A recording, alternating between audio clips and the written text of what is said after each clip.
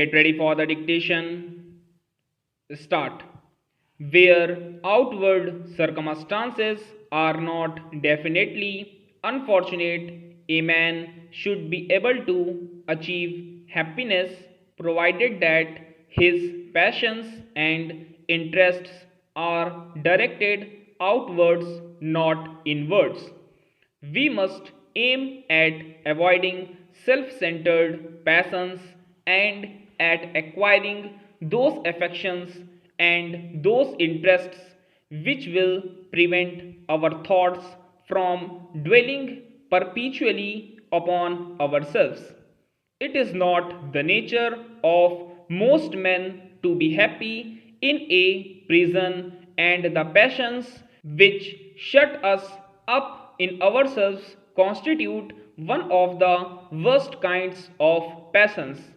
Among such passions, some of the commonest are fear, envy, the sense of sin, self pity, and self admiration. In all these, our desires are centered upon ourselves. There is no genuine interest in the outer world, but only a concern lest it should in some way injure us or fail to feed our ego. Fear is the principal reason why men are so unwilling to admit facts and so anxious to wrap themselves round in a warm garment of myth.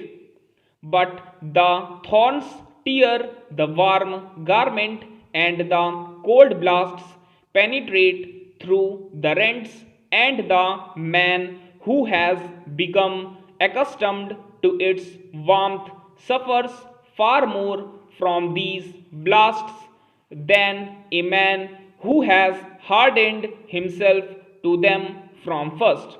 Moreover, who deceive themselves generally know at bottom that they are doing so and living in a state of apprehension lest some untoward event should force unwelcome realization upon them. One of the great drawbacks of self centered passions is that they afford so little variety in life. The man who loves only himself cannot, it is true, be accused of promiscuity in his affections, but he is bound in the end to suffer intolerable boredom from the invariable sameness of the object of his devotion. The man who suffers from a sense of sin is suffering from a particular kind of self love. In all this vast universe, the thing that appears to him of most importance is that he himself should be virtuous. It is a great defect in certain forms of traditional religions that have encouraged this particular kind of self absorption. The happy man is the man who loves objectively, who has free affections and wide interests, who secures his happiness through these interests and affections and through the fact that they in turn make him an object of interest and affection to many others.